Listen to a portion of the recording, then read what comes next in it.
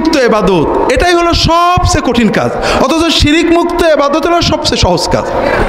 আমরা শিরিক কিভাবে করি আপনাদের গতকাল বলেছি, আমরা বারবার বোঝানোর চেষ্টা করি। আমাদের কলবের ভিতরে নির্ভরতা, ইবাদত, চাওয়া পাওয়ার জায়গায় আল্লাহ ছাড়া কেউ থাকবে না, আর এখানে কেউ ঢুকলেই শিরিক হয়ে যাবে। আর শিরিক হলো দিনদার মানুষদের ধ্বংসের প্রথম পথ। শিরিক থেকে মুক্ত হতে গেলে সুন্নতের ভিতরে থাকতে হবে।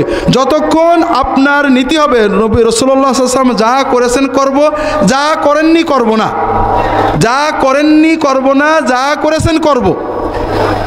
দুনিয়ায় যে যা করুক কারোর সাথে আমার ঝগড়া নেই, সবাই ভালো সবাই মন্দ যা হয় হোক, আমি আমার নবীজিকে নিয়ে থাকবো। রাসূলুল্লাহ সাল্লাল্লাহু আলাইহি ওয়াসাল্লাম যে কাজ করেছেন তাই করব, যে কাজ করেননি করব না, যে কথা বলেছেন বলবো, যে কথা বলেননি বলবো না, যে বলে বলুক। আপনার শিরকে যাওয়ার কোনো ভয় নেই।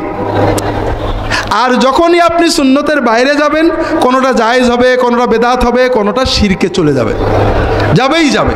এটা এমন একটা দরজা কোনোভাবে ঠেকানো যায় না। কাজেই তাওহীদের উপরে থাকতে হলেই সুন্নতের উপরে থাকতে হবে, আর সুন্নতের উপরে থাকলেই আপনি তাওহীদ পেয়ে যাবেন। সালাত কায়েম করা, সালাত দিনের সবচেয়ে বড় জিনিস। আর একটা জিনিস মনে রাখবেন, আমরা বাংলাদেশের মুসলমানদের ভিতরে যারা ভণ্ড পীর, নেড়ার ফকির, এই জাতীয় যারা আছেন, তাদের সবচেয়ে বড় আক্রোশ নামাজের উপরে। তাদের যারা মুরিদ হয় প্রথমেই তাদের নামাজ বন্ধ করে, কারণ কোনো মুসলমান যখন নামাজ পড়ে তখন তার কলবটা শয়তান পুরোপুরি দখল করতে পারে না। নামাজ হলো আল্লাহর সাথে বান্দার মূল সম্পর্ক। এই জন্য তারা অনেক সময় বুঝায়, আরে নামাজের মতো নামাজ জীবনে একবার পড়লেই হয়। এমন কথা শুনছেন নাকি? আছে না? আর কেউ কি বলে খাওয়ার মতো খাওয়া জীবনে একবার খেলে হয়? হয়। এই কথা কেউ বললে তাকে পাগল বলবেন না? কিন্তু নামাজের কথা বলে আমরা কিছু বলে, প্রথম কথা যেটা বলেছি, মুহাম্মদ সাল্লাল্লাহু আলাইহি ওয়াসাল্লাম এবং সাহাবীদেরকে সামনে রাখবেন।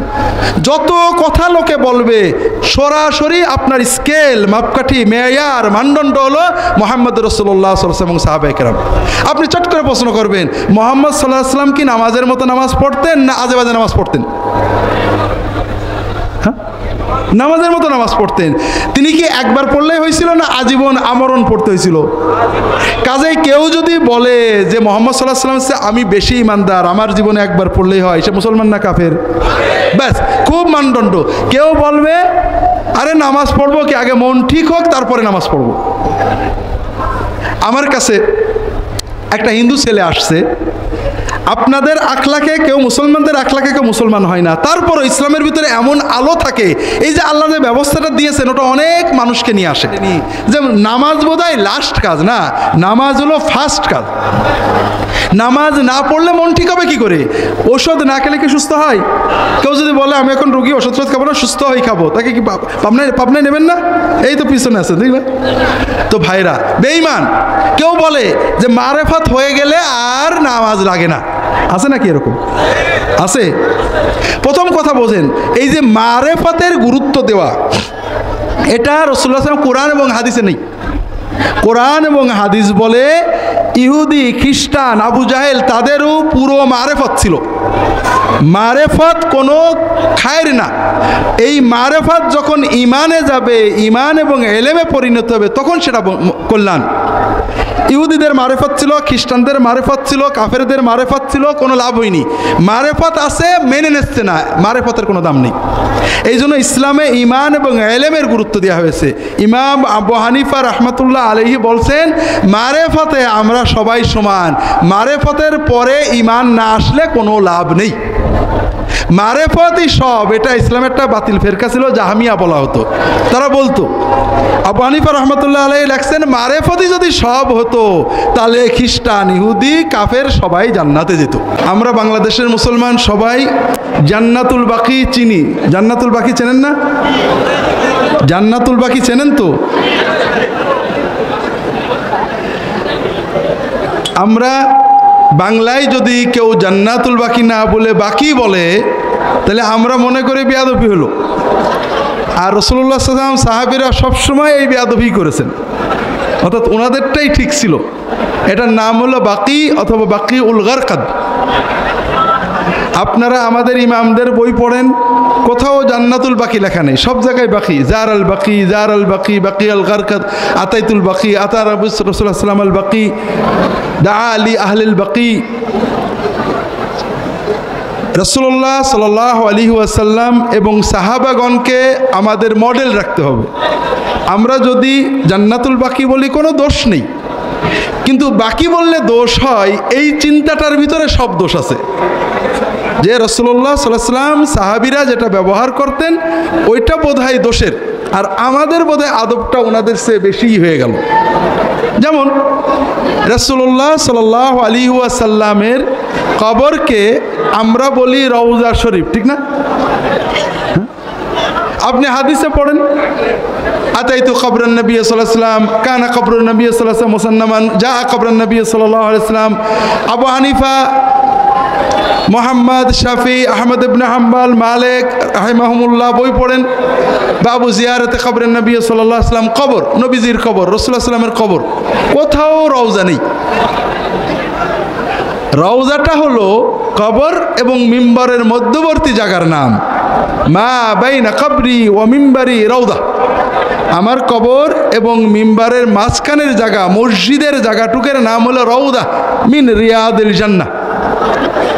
আমরা কবরটাকে রওজা বানাইছি আর মসজিদের জায়গাটুককে রিয়াদুল জান্নাহ বানাইছি, দুটোই অন্যায়। রাসূলুল্লাহ সাল্লাল্লাহু আলাইহি ওয়াসাল্লামের পরিভাষা নষ্ট করা, সুন্নতের চেয়ে বেশি আদব করার চেষ্টা করা, যেটা এক পর্যায়ে আমাদের মনের ভিতরে সুন্নতের প্রতি অবজ্ঞা এনে দেয়। রাসূলুল্লাহ সাল্লাম বললেন যে কি ব্যাপার, তুমি কেন আসছো? ইয়া রাসূলুল্লাহ দুল্লানি আলা আমালিন ইউকাররিবুনি মিনাল জান্নাতি ওয়া ইউবাইদুনি মিনান নার। ইয়া রাসূলুল্লাহ আমাকে এমন একটা আমল বলে দেন যে আমলটা করলে আমি জান্নাতের কাছে যেতে থাকবো আর জাহান্নাম থেকে দূরে যেতে থাকবো। কথা বোঝেননি? দেখেন সাহাবীরা প্রশ্ন করতেন খুচরো খুচরো না, এক কথাই সব যেন জেনে নেওয়া যায়, সহজে যেন একটা মৌলিক জায়গায় যাওয়া যায়, এরকম প্রশ্ন। রাসূলুল্লাহ সাল্লাল্লাহু আলাইহি ওয়াসাল্লাম ফারাফা রাসূলুল্লাহ সাল্লাল্লাহু আলাইহি ওয়াসাল্লাম নাযারাহু ইলাস সামাই ওয়া ক্বাল, রাসূলুল্লাহ আসমানের দিকে একটু তাকিয়ে বললেন, ইন কুনতা কাদ আওজাসতাস সুআল ফাকাদ আতওয়ালতাল মাকাল। তোমার প্রশ্নটা সংক্ষেপ কিন্তু কথা অনেক বড়। তা'বুদুল্লাহ ওয়া লা তুশরিকু বিহি শাইয়ান ওয়া তুকিমুস সালাতা ওয়া তাহুজ্জাল বাইতা ওয়া তাসুমা রমাদানা আদ্দিজ যাকাতাল মাফরুদা ওয়া আতিন নাস বিমা তুহিব্বু আন তা'তিয়াহুম বিহি ওয়া মা তাকরুহু লিনাফসিকা ফাদা'in নাস আনহু। শোনো, এক কথায় যে কাজ করলে জান্নাতের দিকে যেতে থাকবে আর জাহান্নাম থেকে দূরে চলে যাবে, সেটা হলো আল্লাহর ইবাদত করবে, আল্লাহর সাথে কাউকে শরীক করবে না, শিরিক মুক্ত ইবাদত করবে আল্লাহর, সালাতটাকে কায়েম রাখবে, যাকাতটা দেবে, রোজা রাখবে, হজ করবে, আর এটা হলো দিনের আরকান, এগুলো করতে হবে। এগুলো ঠিকমতো করলেই তুমি জান্নাতে যেতে পারবে। খুব ভালো করে বোঝেন, আমরা এসব বুঝি না আল্লাহর দিন কত সহজ। আমরা অনেকে বোঝাতে চাই তুমি যতই নামাজ পড়ো, যতই রোজা করো, হজ করো, যাকাত করো, আমাদের এই লাইনে না আসলে কিচ্ছু হবে না। পীর সাহেবের মুরিল্লাহে জান্নাত পাবে না, রাজনীতিতে না গেলে জান্নাত পাবে না, তবলিগে না গেলে জান্নাত পাবে না। আর জান্নাত যেন আল্লাহ আমাদের কাছে বন্দুক রেখে দিয়েছে। আর আল্লাহ রসুল সাল্লাল্লাহু আলাইহি ওয়াসাল্লামের কাছে এসে একজন বলছে, ইয়া রাসূলুল্লাহ আমার কিছু কাজের কথা বলুন যেন আমি জান্নাতে যাই। আর এক হাদিসে নবীজি বলেন 5 ওয়াক্ত ফরজ নামাজ পড়ে, রোজা রাখবে, হজ করবে, যাকাত দেবে, আল্লাহ তোমাকে জান্নাতে নিয়ে যাবে। আল্লাহ রসুল বললেন কেউ যদি জান্নাতি মানুষ দেখতে যায়, ওই লোকটা কি বললো যে আপনি যে 5টা কথা বললেন আমি এইগুলো করবো, এর সে বেশিও করবো না, কম করবো না। নবীজি বললেন তুমি যদি ঠিক মতো রাখতে পারো তুমি জান্নাতেই যাবা। কথা বোঝেননি?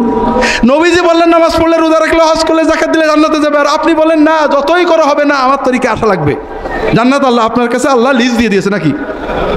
এই জন্য আমাদের মরুমজুর বলতেন, বাবারা কোথাও যেন ফুরফুরা এসো না, তোমরা কোরআনের মুরিদ হওয়ার মসজিদে যাও, কোরআন পড়েন, হাদিস পড়েন, আলেমদের কাছে যান, মসজিদে যান, নামাজ পড়েন। এটাই হলো জান্নাতের মূল কথা। তুমি নামাজ আল্লাহর ইবাদত করো, শিরিক মুক্ত ইবাদত, এটা হলো সবচেয়ে মূল কথা। শিরিক মুক্ত ইবাদত করে অল্প করো, এটাই তোমার জন্য যথেষ্ট। আর শিরিক জড়িয়ে, বেদাত জড়িয়ে অনেক করো, লাভ হবে না, সবগুলো নিয়ে জঞ্জালে চলে যেতে হবে। সর্বশেষ রাসূলুল্লাহ সাল্লাল্লাহু আলাইহি ওয়াসাল্লাম একটা মূল নীতি দিলেন, সেটা হলো মানুষের সাথে আচরণ। রাসূলুল্লাহ সাল্লাল্লাহু আলাইহি ওয়াসাল্লাম বললেন, তুমি মানুষ থেকে যেমন আচরণ চাও, তুমি যেটা চাও যে মানুষেরা তোমার সাথে করুক, তুমি তাদের সাথে ঠিক ওই রকম করো। কথা কি বুঝতে পেরেছেন? কথা বোঝেননি? অর্থাৎ তুমি কি চাও? মানুষ তোমাকে সম্মান করুক, তোমার সাথে ভালো ব্যবহার করুক, তোমার ব্যাপারে সন্দেহ না করুক, তোমার কথাটা গ্রহণ করুক। ঠিক তুমি যখন কারোর সাথে আচরণ করবা, চিন্তা করো তুমি যদি ওইখানে হতে আর তোমার সাথে কেউ করতো, তাহলে তুমি কেমন মনে করতে? মানুষ তোমার সাথে যেমন আচরণ করুক তুমি প্রত্যাশা করো, তুমি ঠিক তেমন আচরণ মানুষদের সাথে করো। আর মানুষরা যে আচরণ করলে তোমার কষ্ট লাগে, যে কথা তোমাকে বললে তুমি কষ্ট পাও, যে আচরণ তোমার সাথে করলে তুমি কষ্ট পাও, ওই আচরণ তুমি অন্য কারোর সাথে করো না। কথা বুঝতে পারেন? আল্লাহ রসুল সাল্লাল্লাহু আলাইহি ওয়াসাল্লাম আমাদেরকে জান্নাতে যাওয়ার মূল নীতিটা বলে দিলেন। আমি এই 6টা বা 7টা বিষয় মুখতাসর ব্যাখ্যা করতে থাকবো। এর ভিতরে হয়তো আমার পরে যিনি আসবেন হয়তো চলে আসবেন, আসলে আপনাদের থেকে বিদায় নেব। আর আপনারা অনেক লক্ষ লক্ষ মানুষ এসেছেন, আমি গুনাহগার, আল্লাহ তাআলা কিছু কথা বলালেন, আপনাদের দোয়ায় আমাকে স্মরণ রাখবেন যেন আল্লাহ তাআলা আমাকে তার দ্বীনের জন্য, নবীর সুন্নাতের জন্য তৌফিক দেন, সহজ করে দেন।